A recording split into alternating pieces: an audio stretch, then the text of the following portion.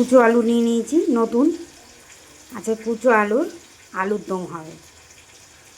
তো আলুগুলো এইভাবে খোসা সময় দিয়ে সিদ্ধ করে নেব। আলুগুলো সিদ্ধ করে নিয়েছি, জলে ভাসছে। এবার এগুলোকে এক এক করে ছাড়িয়ে নেব। এই দেখো, এখানে আলুগুলো একটা করে ছাড়িয়ে নিয়েছি। দু একটা খোসা রয়ে গেছে, এগুলো খেতে বেশি মজা লাগবে।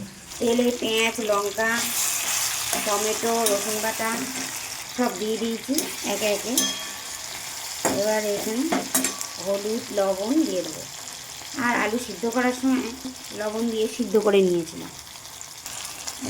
হলুদ, স্বাদ মতো লবণ, হালকা একটু চিনি। এবার এগুলো ভালো করে কষিয়ে নেব।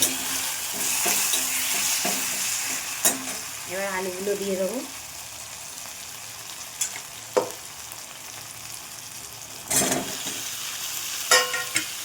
দিয়ে আবারও ভালো করে এটা কষিয়ে নেব।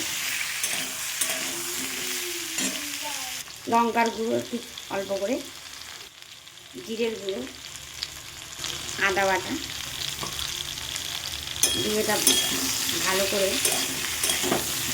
কষিয়ে নেব।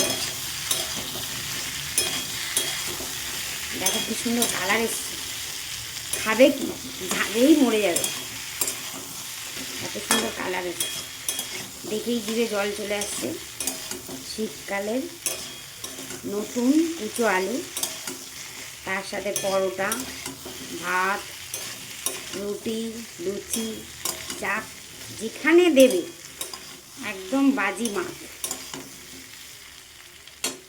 আর অল্প একটু হালকা করে জল দিয়ে দিলাম, আলু তো সিদ্ধই আছে। ব্যাস 10 মিনিট ফুটে উঠলেই হয়ে যাবে কুচো আলুর দম। বাড়িতে ওপর থেকে একটু ধনেপাতা কুচি দিয়ে দেবে, বাড়িতে থাকলে।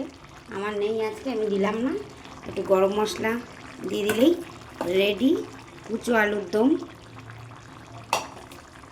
অলমোস্ট রেডি হয়ে গেছে, দেখেই তো লোভ লাগছে।